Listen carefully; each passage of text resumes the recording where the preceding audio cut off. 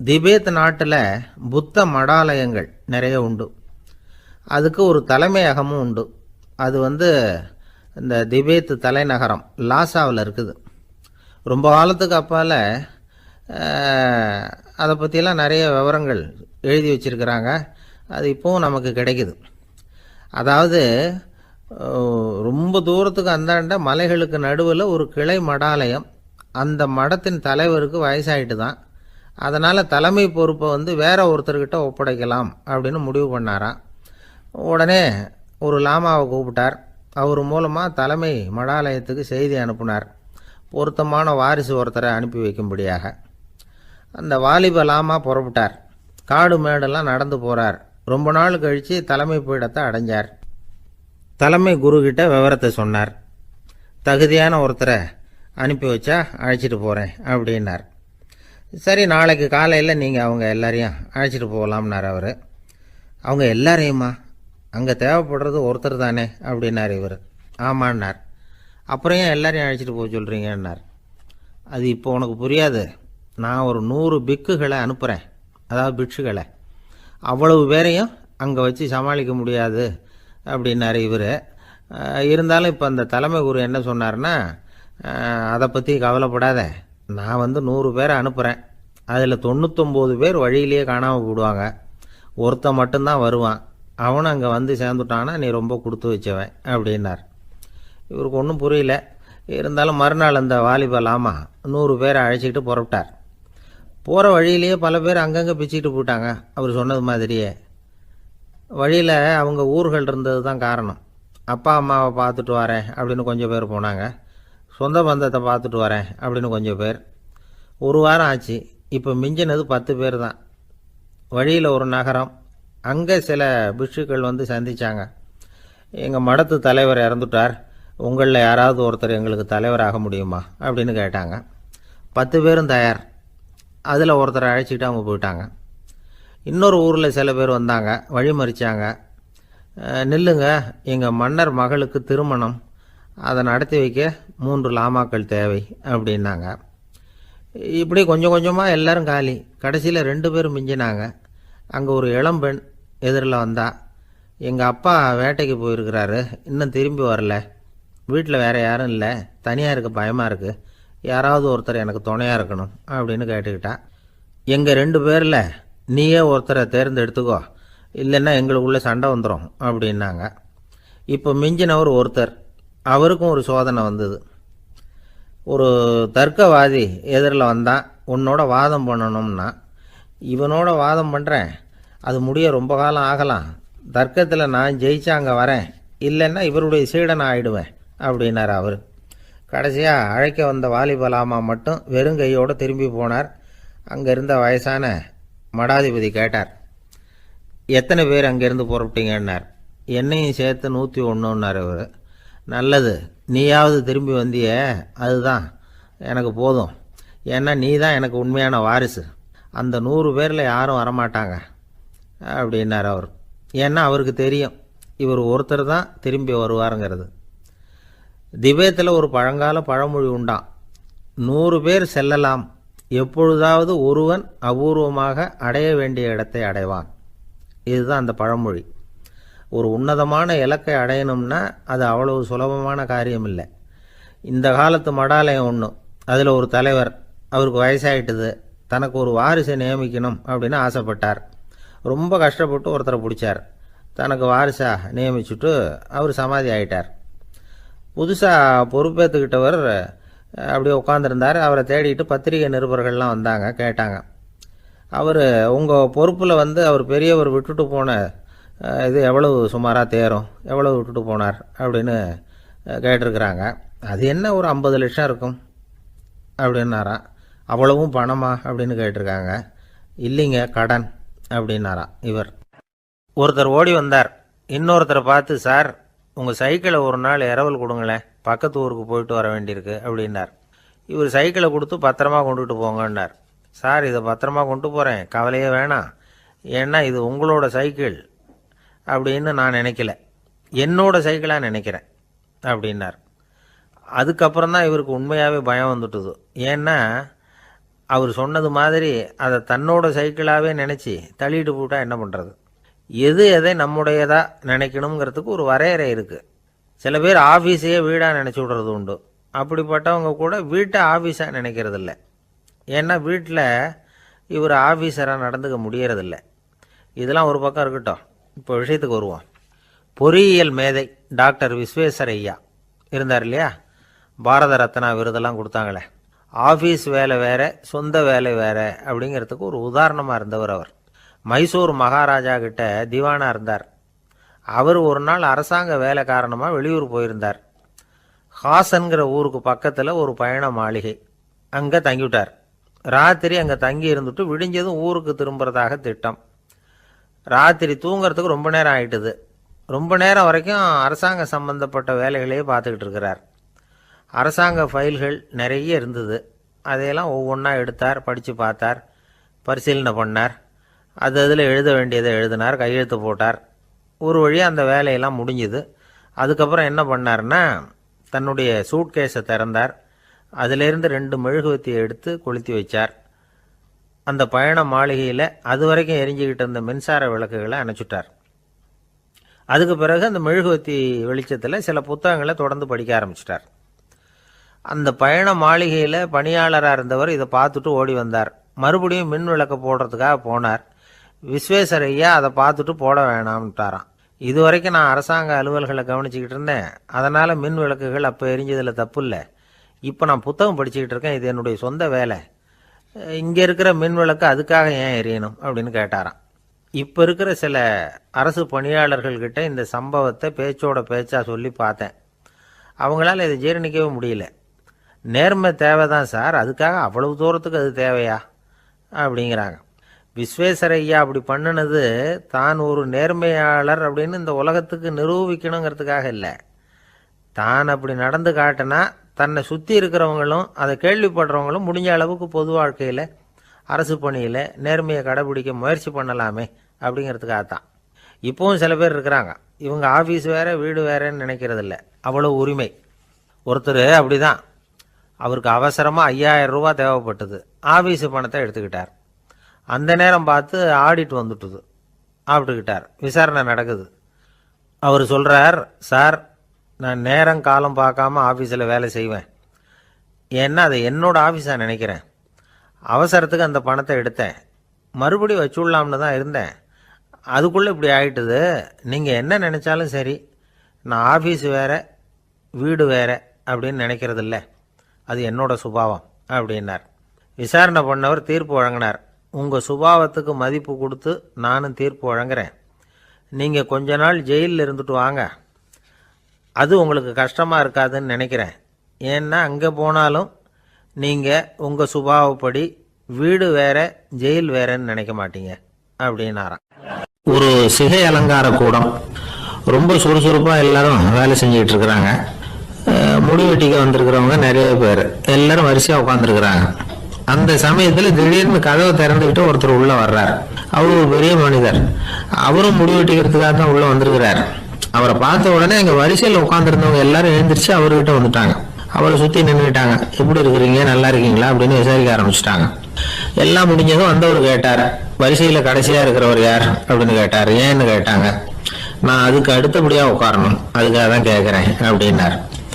உடனே அங்கே இருந்தவங்கெல்லாம் என்ன சொன்னாங்க தெரியுமா, நீங்கள் வரிசையில் காத்திருக்கக்கூடாது, நீங்கள் அரசாங்கத்தின் தலைவர், உங்களுக்கு நேரம் முக்கியம், அதனால் நீங்கள் முன்னாடி போங்க அப்படின்னு சொன்னாங்க. ஆனால் அதை அவர் கேட்கல. தோழர்களே, உங்களுடைய கருத்துக்கு ரொம்ப நன்றி. எல்லாரும் வரிசையாக தான் வரணும், அதுதான் முறை. வரிசையில் வரணுங்கிற நடைமுறையை நானும் பின்பற்ற விரும்புகிறேன். நாம் எல்லாரும் சமமானவர்கள் அப்படின்னார். இப்படி சொல்லிவிட்டு வரிசையில் கடைசியாக இருந்த ஒரு நாற்காலியில் போய் உட்காந்துக்கிட்டார். தன் சட்டைப்பையில் இருந்த ஒரு செய்தித்தாளை எடுத்தார், படிக்க ஆரம்பிச்சிட்டார். ஆனால் அங்கே இருந்தவங்களால இதை பார்த்துக்கிட்டு சும்மா இருக்க முடியல. ஒருத்தர் எழுந்திரிச்சு வந்தார். ஐயா, இப்போ என்னுடைய முறை வந்திருக்குது, நான் தான் போக வேண்டிய முறை. உங்களை இங்கே காத்திருக்க வைக்கிறத விட ஒரு 5 ஆண்டுகளுக்கு கூட நான் முடிவெட்டிக்காமே இருந்துட முடியும் அப்படின்னார். அவர் மறுபடியும் சொன்னார், ஐயா நீங்க வரிசை முறையை தாண்டி போக விருப்பப்படல, சரி, ஆனா என்னுடைய முறையை மாத்தி கொடுக்கறதுக்கு எனக்கு முழு உரிமை இருக்குது. இதுக்கு பதிலா உங்களுடைய கடைசி இடத்த நான் எடுத்துக்கிறேன், இதை நீங்க மறுக்க முடியாதுன்னார். அங்க இருந்த மற்றவங்களும் இதை ஒரு மனசா வற்புறுத்த ஆரம்பிச்சிட்டாங்க. அந்த பெரிய மனிதர் பார்த்தார், சரின்னு கடைசியா ஒத்துக்கிட்டார். அவர் யார் தெரியுமா? அவர் தான் மாவீரர் லெனின். ரஷ்யாவில் கிரெம்ளின் சிகை அலங்கார கூடத்துல தான் இது நடந்தது. எல்லாரும் இந்நாட்டு மன்னர்கள்னு வாயளவுல பேசுறதுல என்ன பிரயோஜனம்? நாம எல்லாரும் சமம்ங்கிறத நடைமுறையில கடைபிடிச்சு காட்டினவங்க கொஞ்சம் பேர் தான். அவங்கள ஒருத்தர் தான் லெனின். வரிசையில் நின்று வர்றதுங்கிறது ஒரு சிறந்த பண்பு, உயர்ந்த பண்பு. இன்னைக்கு பல இடங்கள்ல அது நமக்கு தேவைப்படுது. ஒரு ரேஷன் கடைவாசல், கடை திறக்கிறதுக்கு முன்னாடியே எல்லாரும் வந்து வரிசையில் நின்றுட்டாங்க. கடைசியா அந்த ஒருத்தர் கியூவில் முன்னாடி போறதுக்கு முயற்சி பண்றார். ஏற்கனவே நின்றுட்டு இருக்கிறவங்க அவரை முன்னாடி போறதுக்கு விட மாட்டேங்கிறாங்க. கடைசியா போய் நில்லையா அப்படின்னு எல்லாரும் கத்துறாங்க. அதான் அவர் காதுல வாங்கல, முண்டி அடிச்சுக்கிட்டு முன்னாடி போறதுக்கே முயற்சி பண்ணிட்டு இருக்கிறார். எல்லாரும் சேர்ந்து அவரை வலுக்கட்டாயமா இழுத்து கொண்டாந்து பின்னாடி கொண்டு போய் நிறுத்திவிட்டாங்க. நிறுத்திவிட்டு சொன்னாங்க, இதை பாருப்பா, நாங்க இருக்கிற வரைக்கும் நீங்க முன்னாடி போய் எதையும் வாங்க முடியாது, தெரிஞ்சுக்கோ அப்படின்னாங்க. இப்போ அந்த ஆள் சொன்னாராம், நான் இங்க பின்னாடி நிக்கிற வரைக்கும் நீங்களும் எதுவும் வாங்க முடியாது அப்படின்னாராம். ஏன்னு கேட்டிருக்கிறாங்க. நான் தான் அந்த கடையை திறக்க வேண்டிய ஆள் அப்படின்னா. ஒரு நண்பர் யாருக்கோ ஃபோன் பண்ணிட்டு இருந்தார். அவர் பேசி முடிச்சதும் நான் அவரை பார்த்து, இப்போ ஃபோன் பண்ணீங்களே, அந்த ஃபோன் நம்பர் என்ன அப்படின்னு கேட்டேன். அவர் தலையை சொரிஞ்சுக்கிட்டார், ஞாபகம் வரலன்னார். சரி சார், அதை விடுங்க, உங்கள் மனைவி பேர் என்ன அப்படின்னு கேட்டேன். மாலதின்னார். என்ன சார் இது வேடிக்கை, கொஞ்ச நேரத்துக்கு முன்னாடி பேசின ஃபோன் நம்பர் வந்து மறந்து போச்சு, எப்போவோ கல்யாணம் பண்ணிக்கிட்ட மனைவி பேர் மறக்கலை, அதை கரெக்டாக சொல்லிவிட்டீங்களே அப்படின்னு கேட்டேன். அவர் என்ன ஒரு மாதிரியாக பார்த்தார். அவர் அப்படி என்னை பார்த்ததில் ஒன்றும் தப்பு இல்லை, ஏன்னா நாம் எல்லாருமே அப்படித்தானே. ஒரு குறிப்பிட்ட காரியத்துக்காக தொலைபேசியில் ஒருத்தட்ட பேசுகிறோம், அதுக்கப்புறம் அந்த எண் வந்து நமக்கு அனாவசியம், அதனால் மறந்துடுறோம். இதுக்கு பேர் தான் தற்காலிக ஞாபகம். ஆனால் மனைவி பேரை வந்து மறந்துட முடியுமா? முடியாது. அது வந்து அவசியமான ஒன்று. அடிக்கடி அந்த பேரை வந்து உபயோகப்படுத்துகிறோம், அதனாலேயும் அது வந்து முக்கியங்கிறதுனாலேயும் அதை மறக்கறதில்லை. இதுக்கு பேர் நிரந்தர ஞாபகம். சரி, இந்த தற்காலிக ஞாபகம், நிரந்தர ஞாபகம், இது ரெண்டு ஞாபக அளவுகளையும் கட்டுப்படுத்துறது எது அப்படின்னா மூளைக்குள்ள நடக்கிற மின்சார நடவடிக்கைகள் தான். தற்காலிக ஞாபகம் ஒரு மின்னல் மாதிரி தோன்றி மறையுது. நிரந்தர ஞாபகம் ஒரு படிவம் போல மூளையில் படிஞ்சுடுது. ஒரு சம்பவத்தின் பல பிரதிகள் மூளையில் பல்வேறு பகுதிகளிலேயும் படிகிறதுனால ஒன்று மறைஞ்சாலும் மறந்தாலும் இன்னொன்று மறையறதில்லை. இப்படிப்பட்ட நிலைமையில தான் இந்த தொண்டையில் இருக்கு, வாயில் வரமாட்டேங்குது சார் அப்படிமா. ஒருத்தருக்கு எந்த துறையில் ஆர்வமும் ஈடுபாடும் அதிகமோ அது சம்பந்தமான ஞாபக சக்தி அதிகமாக இருக்கும். தொழிலை விரும்புகிற ஒரு டெலிஃபோன் ஆப்ரேட்டருக்கு எண்கள்லாம் நல்ல ஞாபகம் இருக்கும். அது மாதிரி கவிஞர்களுக்கு வார்த்தைகள் நல்ல ஞாபகத்தில் இருக்கும். இது ஒரு பக்கம் இருந்தாலும் ஒரு மூளை வந்து எண்களை விட எழுத்துக்களை விட படங்களை ரொம்ப சுலபமாக ஞாபகத்தில் வச்சுக்குது. புரிஞ்சுக்கிற தன்மை, அனுபவம், புத்தி கூர்மை இது கூடி குறையிறத பொறுத்து ஞாபக சக்தியும் ஏறும் இறங்கும். இப்போ உதாரணத்துக்கு ஒரு பையனுக்கு படித்தது எதுவும் ஞாபகத்தில் இல்லைன்னா அவன் அதை சரியாக புரிஞ்சுக்கலன்னு அர்த்தம். இந்த மறதிங்கிறது எந்த சமயத்தில் ஒரு பிரச்சனை ஆகுது தெரியுமா? உங்களுக்கு வேண்டியப்பட்ட ஒருத்தரை ஞாயிற்றுக்கிழமை சாயந்தரம் சரியாக 5 மணிக்கு கடற்கரைக்கு வர சொல்லிவிட்டு அந்த நேரத்தை மறந்துட்டா அது பரவாயில்ல, வர சொன்னதையே மறந்துட்டா தான் நிலைமை மோசம்னு அர்த்தம். இப்படி இருந்தால் இது வந்து சிகிச்சை எடுத்துக்க வேண்டிய நிலைமைங்கிறத புரிஞ்சுக்கணும். ஆமாம், இதுக்கும் மருந்து இருக்குது. ஆனால் மூளை வந்து குறிப்பிட்ட அளவுக்கும் கீழே இயங்குறப்போவோ இன்னொன்று சொல்லுவாங்க, இந்த நியூரோ டிரான்ஸ்மிட்டர் அப்படின்னு சொல்லுவாங்க. அப்படிங்கிற மூளை ரசாயனம் ரொம்பவும் குறைஞ்சி போகிறப்போ மட்டும்தான் உபயோகப்படும். டாக்டர் என்ன சொல்கிறாங்க தெரியுமா? மூளையை பொறுத்த வரைக்கும் அதில் ஞாபக சக்தி அதிகமாக உள்ள மூளை, மறதி உள்ள மூளை அப்படின்னு ஒன்றும் கிடையாது அப்படிங்கிறாங்க. நினைவு வச்சுக்கிறதுக்கு பயிற்சி அளிக்கப்பட்ட மூளை, பயிற்சியற்ற மூளை அப்படின்னு வேணும்னா சொல்லலாம் அப்படின்னு சொல்கிறாங்க. அதனால் நம்ம ஞாபக சக்திங்கிறது நம்மக்கிட்ட இருக்கிற பயிற்சி, முயற்சி இதை பொறுத்து தான் அமையும். ஒருத்தர் ஒரு பென்சிலை எங்கேயோ வச்சுக்கிட்டு தேடிக்கிட்டு இருந்தார். அப்புறம் என்னமோ தீவிரமாக யோசனை பண்ணி அதை ஞாபகப்படுத்தி பார்த்துக்கிட்டு இருந்தாராம். எதிரில் உட்காந்துருந்தவர் சொன்னார், பென்சிலை தானே தேடிக்கிட்டு இருக்கீங்க, அது உங்கள் வலது காதில் இருக்குது சார் அப்படின்னாராம் அவர். இதுக்கு அவர் சொல்லியிருக்காரு, பென்சிலை வந்து வலது காதில் தான் வச்சுருக்கேங்கிறது எனக்கு நல்லா ஞாபகம் இருக்குது, ஆனால் எது வலது காதுங்கிறது தான் மறந்து போச்சு அப்படின்னாராம். அவர் அதை தான் யோசிச்சுட்டு இருந்திருக்கிறார். ஒரு நண்பர் வந்தார், ரொம்பவும் இறுக்கமாக உடை அணிஞ்சிருந்தார். அதாவது ஆடைக்குள்ள அவர் மாட்டிக்கிட்டு இருந்தது மாதிரி தெரிஞ்சது. ஏன் துணி குறைச்சலா எடுத்துட்டீங்களா அப்படின்னு கேட்டோம். இல்லைங்க, எனக்கு எப்பவுமே இறுக்கமாக உடை அணிகிறது தான் பிடிக்கும் அப்படின்னாரு. ஒருத்தர் எப்படி உடை அணிகிறார் அப்படிங்கிறத வச்சு அந்த ஆள் எப்படிப்பட்டவர் அப்படிங்கிறத கண்டுபிடிச்சிடலாம். உடை அணிகிற விதம் ஒருத்தருடைய மனநிலையை வெளிப்படுத்துதான். இப்போ இறுக்கமான உடை அணிகிறவங்க பொதுவாக மன நிம்மதி இல்லாதவங்களா இருப்பாங்களாம், கோபக்காரங்களா இருப்பாங்களாம். ரொம்ப தொலைதொலைப்பாக ஆடை அணிகிறவங்க இருக்கிறாங்கல்ல, அவங்கெல்லாம் அமைதியான ஆளாக இருப்பாங்களாம், சாந்தமாக இருப்பாங்களாம். இவங்கெல்லாம் போராடுறதுக்கு சரியாக வரமாட்டாங்களாம். இப்படி ஒரு கணிப்பு இருக்குது. அதனால தான் போர் வீரர்களுக்கெல்லாம் இறுக்கமான உடையை தான் கொடுக்கறது வழக்கம். ஆனால் சன்னியாசிகளை பாருங்கள், அவங்களுக்கெல்லாம் ரொம்ப தொலை உடைகள் தான். அவங்கெல்லாம் டைட் பேண்ட் போட்டுவிட்டு நிற்க மாட்டாங்க சன்னியாசிகள்லாம். அதே மாதிரி சன்னியாசிகள்லாம் காவி உடைய தேர்ந்தெடுக்கிறதுக்கும் காரணம் உண்டு. பல ஆண்டுகள் சோதனை செஞ்சு பார்த்துட்டு தான் சன்னியாசத்துக்கு காவி தான் சரி அப்படின்னு முடிவு பண்ணியிருக்கிறாங்க. இப்போ பௌதீக விஞ்ஞானப்படியும் அதுதான் சரி. அதாவது சூரிய ஒளியில் 7 வண்ணங்கள் உண்டு. ஒரு பொருள் மேலே அது விழும்பொழுது அந்த பொருள் நமக்கு சிவப்பா தெரிஞ்சதுன்னா அந்த பொருள் சிவப்பை தவிர மற்ற எல்லா நிற கதிர்களையும் உள்வாங்கிக்கிட்டு சிவப்பு நிறத்தை மட்டும் வெளியில் விடுது, அதாவது விலக்கி விடுது. அதனால தான் அந்த பொருள் சிவப்பா தெரியுது. உடல் ஆரோக்கியத்துக்கு ஓரளவு சிவப்பு தேவைப்படுது. அதனால தான் காவி உடை அணிஞ்சா சூரிய ஒளி ஓரளவு சிவப்பு விலகிவிடும். அதாவது சிவப்பின் பலனும் கிடைக்கும், இந்த சிவப்பின் கெடுதலும் இல்லை அப்படின்னு யோசனை பண்ணாங்க. காவி உதய வேளையின் நிறம். கீழ் வானத்தில் கதிர் உதிக்கிற வேளையில முதல் ஒளி தோன்றுகிற நேரத்தில் காவி நிறம் தான் கசி. தியானம் செய்யறப்போ முதல்ல காணக்கூடிய ஒளி காவி நிறம் தான். தியானத்தின் உச்ச நிலையின் நிறம் நீலம். தியானம் காவி நிறத்தில் ஆரம்பமாகி நீல நிறத்தில் நிறைவடைகிறது அப்படிங்கிறார் ஓஷோ. நீலம் தியான சிகரம், காவி தியான ஆரம்ப குறியீடு, ஒரு சன்னியாசியின் ஆரம்ப தரிசனம் அப்படிங்கிறார் அவர்.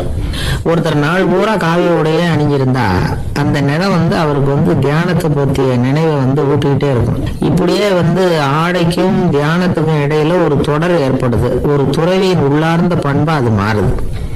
கடை வீதியில ஒரு பொருள் வாங்க போறோம், அது மறந்துடக்கூடாதுங்கிறதுக்காக ஞாபகம் முடிச்சு போட்டுக்கிறோம். அந்த முடிச்சுக்கும் பொருளுக்கும் தொடர்பு இல்லை. ஆனால் கடை வீதிக்கு போன உடனே அந்த முடிச்சு அந்த பொருளை ஞாபகப்படுத்துது. அதாவது அந்த முடிச்சு ஒரு தொடர்பு அம்சமா அமையுது. அது மாதிரி தான் காவி உடையும். ஒரு துறவி நடக்கும்பொழுது, சாப்பிடும்பொழுது, குளிக்கும் பொழுது அவருடைய காவி உடை அவருக்கு ஞாபகப்படுத்திக்கிட்டே இருக்கும். அது ஒரு நிலைப்படுத்தப்பட்ட நினைவாக ஞாபகம் முடிச்சாக மாறிடுது. காவி ஆடை இல்லைன்னா ஒருத்தரால துறவியாக முடியாதுன்னு அர்த்தம் இல்லை. அதே நேரத்தில் காவி ஆடையால ஒன்றும் பிரயோஜனம் இல்லை, அதில் ஒன்றும் அர்த்தம் இல்லை அப்படின்னு சொல்லிட முடியாது. இதுதான் உண்மை. இவ்வளவு தூரம் காவி ஆடையை பற்றி சொல்றதுனால எல்லாரும் சன்னியாசியா போடுவோம் அப்படின்னு நாம சொல்றதாக யாரும் நினைச்சிடக்கூடாது. மனசுக்கும் நிறத்துக்கும் உள்ள சம்பந்தத்தை தெரிஞ்சுக்கிறதுக்காக தான் இவ்வளவு. நமக்கு தெரிஞ்ச நண்பர் ஒருத்தர் இருக்கிறார், ஆபீஸ்ல வேலை பார்க்கிறவர். ஒவ்வொரு மாசமும் 20ஆம் தேதிக்கு பிறகு அவரை போய் பார்த்தீங்கன்னா காவி உடை அணிஞ்சிக்கிட்டு, கண்ணை மூடிக்கிட்டு, கை ரெண்டையும் விரிச்சு வச்சுக்கிட்டு தியானத்திலேயே உட்காந்துருப்பாரு. ஏன் இப்படி பண்றீங்கன்னு கேட்டேன். அதாவது 20ஆம் தேதிக்கு பிறகு என் கையில ஒரு பைசா கூட கிடையாது, ஒரு சன்னியாசி லெவல்ல இருக்கிறேன், என்கிட்ட எதுவும் செலவுக்கு கேட்காத அப்படின்னு என் மனைவிக்கு நான் சூக்கா உணர்த்துறதுக்காக அப்படி உட்காந்துருப்பேன் அப்படின்னு விளக்கம் கொடுக்குறார் அவர். காலை நேரம், கடற்கரை ஓரம், காலை வீசிக்கிட்டு கையை வீசிக்கிட்டு ஏதோ சண்டைக்கு போகிற சிப்பாய் மாதிரி எல்லாரும் நடந்து போயிட்டு இருக்கிறாங்க. நடைப்பயிற்சி. அதில் நமக்கு தெரிஞ்ச ஒருத்தர் எதிரில் வந்தார் ரொம்ப வேகமாக. என்ன சார் வாக்கிங்க அப்படின்னு கேட்டோம். அவரால் ஆமாம்னு பதில் சொல்ல முடியல, அவ்வளவு கஷ்டம். மூச்சு விடுறதுக்கே வாயை திறந்து மூடிக்கிட்டு இருக்கிறார். எங்கே பேசுறது? கொஞ்சம் நின்று நிதானித்து மூச்சு விட்டுட்டு அதுக்கப்புறம் சொன்னார் ஆமாம் அப்படின்னு. என்ன சார் இவ்வளவு வேகம்னோம்?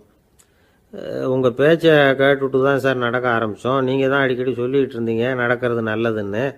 அன்னையிலேருந்து ஆரம்பிச்சுட்டேன், ஆனால் ரொம்ப கஷ்டமாக இருக்குது சார். இப்போ பாருங்கள், உங்கள்கிட்ட சுலபமாக பேசக்கூட முடியல, மூச்சு வாங்குது, உடம்பு கூட வலிக்கிறது மாதிரி இருக்குது அப்படின்னு அவர் பாட்டுக்கு பேச ஆரம்பிச்சிட்டார். உங்களை யார் சார் இவ்வளவு வேகமாக நடக்க சொன்னது? வேகத்தை குறைங்க, மெதுவாக நடங்க அப்படின்னோம். நீங்கள் நடக்கிறதுனால என்னென்ன சௌகரியம்னு அன்னைக்கு சொன்னீங்களே தவிர சௌகரியமாக நடக்கிறது எப்படின்னு சொல்லலையே அப்படின்னார் அவர். இன்னமும் லேசாக மூச்சு வாங்கிக்கிட்டே சொன்னால் கூட இவர் சொல்கிறதுலேயே ஒரு நியாயம் இருக்குது.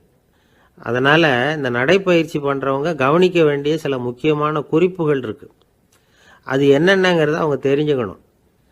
அது தெரிஞ்சு வச்சுக்கிறது நல்லது. இதெல்லாம் மருத்துவ நிபுணர்கள் சொல்கிற குறிப்புகள். அவங்க என்ன சொல்கிறாங்க தெரியுமா? உங்கள் வயசு 40க்கு மேலேயா? உங்கள் எடை இருக்க வேண்டியதை விட 10 கிலோ அதிகமாக இருக்குதா? நீங்கள் புகை பிடிக்கிறவரா? இதய நோய், இரத்த நாள நோய், உயர் இரத்த அழுத்தம் இப்படி ஏதாவது உங்களுக்கு உண்டா? அப்படின்னா நீங்கள் உங்கள் இஷ்டத்துக்கு வரிஞ்சு கட்டிக்கிட்டு நடைப்பயிற்சி பண்ண ஆரம்பிச்சிடாதீங்க.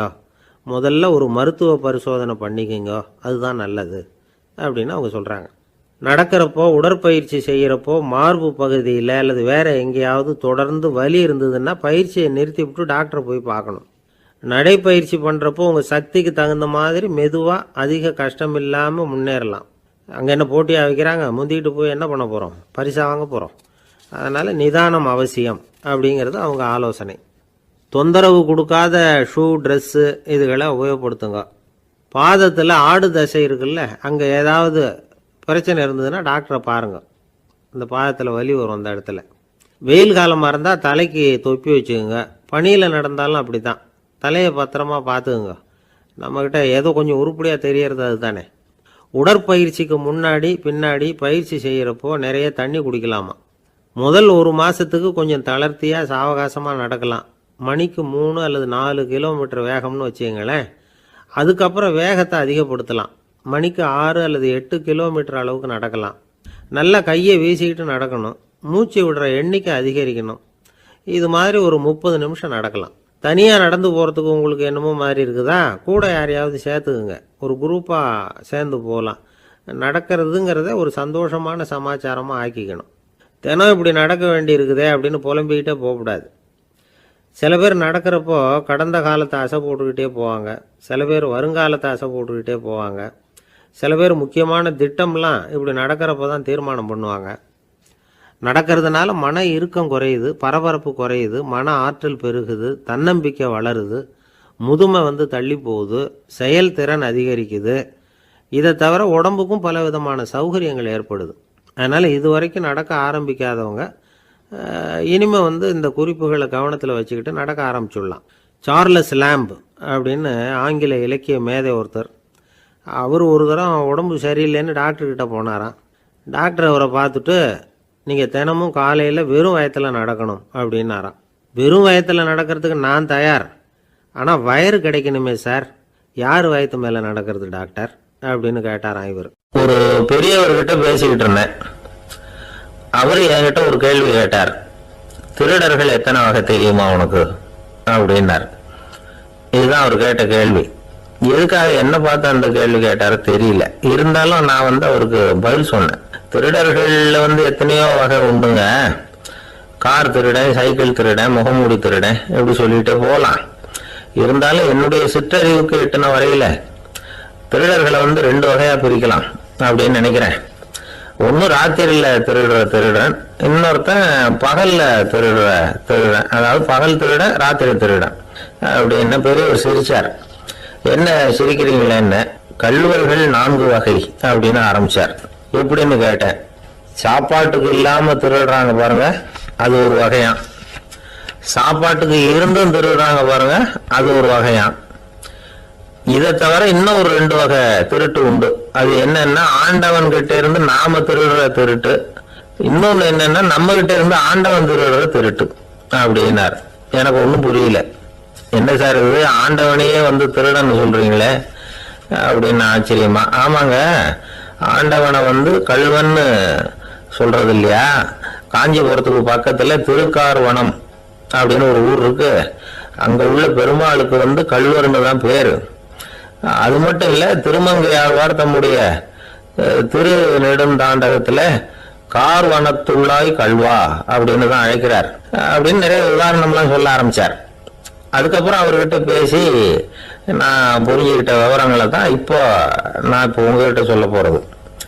அதாவது அவர் சொன்ன முதல் வகை திருடர்கள் சாப்பாட்டுக்கு இல்லாம திருடுறவங்க. இவங்களை திருத்தி போடலாம். சாப்பாட்டுக்கு இருந்தும் பணம் சேர்க்கணுங்கிற ஆசையால பொய் கணக்கெல்லாம் எழுதுறாங்க பாருங்க, அவங்க தான் 2வது வகை. 3வது வகை திருட்டு தான் மிகப்பெரிய திருட்டு. இறைவனுக்கு சொந்தமானத நம்முடையதுன்னு நினைக்கிற திருட்டு. எது இறைவனுக்கு சொந்தமானது அப்படின்னா ஆத்மா. பகவானுக்கு சொந்தமான ஆத்மாவை நம்முடையதுன்னு நினைக்கிறது தான் அந்த மாபெரும் திருட்டு. இதுக்கு பேர் தான் ஆத்மாபகாரமா. சரி, இதுக்கு பரிகாரம் என்ன? எல்லாம் இறைவனுடையது, நமக்கு ஒன்றும் இல்லை அப்படின்னு நினைக்கிறது தான் இதுக்கு பரிகாரம். இதெல்லாம் இருக்கட்டும். 4வது திருட்டு ஒன்று சொன்னோம்ல, ஆண்டவன் நம்ம கிட்ட இருந்து திருடுறது. அது எப்படி? ஆண்டவனை கல்வன்னு சொல்றாங்க, அது சரி. அவர் என்னத்தை திருடினார்? இப்போ இன்னொருத்தருக்கு சொந்தமான ஒன்றை எடுத்து வச்சுக்கிறது தான் கள்ளத்தனம். ஆனா ஆண்டவன் எடுத்துக்கிட்டோம்னா இருக்கிறது எல்லாமே அவனுக்கு சொந்தம். அப்படி இருக்கிறப்போ அவரை எப்படி கல்வன்னு சொல்றது? இது என்ன புரியாம இருக்குது அப்படின்னு சொல்லி பார்த்தா அதுக்கும் விளக்கம் சொல்றாங்க அவங்க. அதாவது ஆண்டவனுக்கு உருவமே கிடையாது, அருவமா இருக்கிறவன், அதாவது உருவம் இல்லாம இருக்கிறவன். அப்படி உள்ள பகவான் நம்மள மாதிரி உருவத்துல இருக்கிறான். நம்மள மாதிரியே கைய காலு மூக்கெல்லாம் இருக்குது ஆண்டவனுக்கு. இந்த உருவம் நம்ம கிட்ட இருந்து திருடினது தானே. அவன் தன்னுடைய உண்மையான திருமையை நமக்கு காட்டாம, அதாவது தரிசனம் கொடுக்காம இருக்கிறது கள்ளத்தனம் தானே. அதனால்தான் இதுவும் ஒரு பெரிய திருட்டு, இருக்கிறதுலயே மிகப்பெரிய திருட்டு அப்படிங்கிறார். என்கிட்ட பேசிக்கிட்டு இருந்தாரு, இந்த விஷயம்லாம் சொல்லிட்டு இருந்தாரு இந்த பெரியவர். அதாவது திருட்டை ஆன்மீக நோகத்துல அவர் பார்க்கிறார். நம்ம பார்வையில இதை விட அபூர்வமான திருட்டுலாம் இங்க உண்டு, அபூர்வமான திருடர்களும் உண்டு. ஒரு திருடன் சிறையிலிருந்து விடுதலையாகி வெளியில போனான். கொஞ்ச நாள்ல மறுபடியும் திரும்பி ஜெயிலுக்கு வந்துட்டான். அப்போ சிறை அதிகாரி அவனுக்கு அறிவுரை சொன்னாராம். ஏன்பா இப்படி அடிக்கடி தப்பு பண்ணிவிட்டு ஜெயிலுக்கு வந்துடுறிய, உனக்கு சொந்த பந்தம் எதுவும் இல்லையா? உனக்கு அப்பா அண்ணன் தம்பிகள் அவங்க கூட எல்லாம் சேர்ந்து வாழணுங்கிற ஆசை இல்லையா அப்படின்னு கேட்டிருக்காரு. அவங்களோட சேர்ந்து வாழணுங்கிற ஆசை எனக்கு நிறைய உண்டுங்க சார் அப்படின்னு அவன். அப்புறம் எதுக்கு இப்படி ஜெயிலுக்கு வந்துடுற அப்படின்னாரான் அவரு. அவங்க எல்லாருமே இங்கே தானே சார் இருக்காங்க அப்படின்னு அவன். ஒரு ஆள் இருந்தான், நிறைய பணம் சம்பாதிச்சான், ஆனா செலவு பண்ண மனசு வரல, கருமி. அவன் என்ன பண்ணா, சேர்த்த பணம் பூராவையும் ஒரு மரத்தடியில புதைச்சி வச்சிருந்தான். வாரத்துக்கு ஒரு தடவை அந்த மரத்தடிக்கு வருவான், புதைச்ச இடத்த அவளோட பார்த்துக்கிட்டு இருப்பான், அதுக்கப்புறம் போயிடுவான். அவ்வளவுதான். ஒரு நாள் ஒரு திருடன் வந்தான், இவன் புதைச்சி வச்சிருந்ததெல்லாம் எடுத்துட்டு போட்டான். இது தெரிஞ்சு போச்சு. அந்த கருமி புலம்ப ஆரம்பிச்சுட்டான். இவன் புலம்பல கேட்டதும் அக்கம் பக்கத்துல இருந்தவங்க எல்லாம் ஓடி வந்தாங்க. என்ன விஷயம்னு விசாரிச்சாங்க. இவன் சொன்னான். ஒரு பெரியவர் கேட்டார், ஏப்பா வார வாரம் இந்த இடத்த பாக்குறதாக சொன்னியே, எப்பவாவது இதுல இருக்கிற பணத்தை எடுத்து செலவு பண்ணிருக்கியா அப்படின்னு கேட்டார். நான் அப்பப்போ அதை பாக்குறது தான் வழக்கம், அதை தொட்டதே இல்லைன்னு அவன். சரி அப்படின்னா இப்போ நீ அதே மாதிரி வார வாரம் ஒரு தடவை இந்த இடத்த பார்த்துட்டு போகலாமே அப்படின்னாராம் அந்த பெரியவர். அதுவும் சரிதானே, எவ்வளவு காலமானாலும் அவன் அந்த பணத்தை எடுத்து செலவு பண்ண போறதில்லை. அப்படி இருக்கிறப்ப உள்ளே பணம் இருந்தாலும் ஒண்ணுதான், இல்லாம போனாலும் ஒண்ணுதான். இதுல இருந்து என்ன புரியுதுன்னா, ஒருத்தர் கிட்ட இருக்கிற பணத்தை கொண்டு அவரு பணக்காரரா ஏழையா அப்படின்னு முடிவு செய்யறது சரியில்லை. அந்த செல்வத்தை அனுபவிக்கிற திறன், பயன்படுத்துற திறன், அதை வச்சுதான் அவர் ஏழையா பணக்காரரா அப்படிங்கிறத நிர்ணயம் பண்ணணும். அதுதான் சரி. செலவு பண்ண தெரியாதவன் சேகரம் பண்ணிட்டே இருக்கிறதுனால என்ன பிரயோஜனம்? தலைமுடியே இல்லாதவன் தாராளமா சீப்புகளை வாங்கி சேகரம் பண்றது மாதிரி தானே இது. சில சமயம் செலவு பண்ண நாம தயாரா இருந்தா கூட அந்த செல்வம் நமக்கு பயன்படுறது இல்லை. அரேபியாவில் ஒரு நகை வியாபாரி விலை உயர்ந்த முத்துக்களை எல்லாம் அவர் வச்சு வியாபாரம் பண்ணிட்டு இருந்தார். அவர் ஒரு சமயம் ஒரு பாலைவனம் வழியா போயிட்டு இருக்கிறார் ஒட்டகத்துல.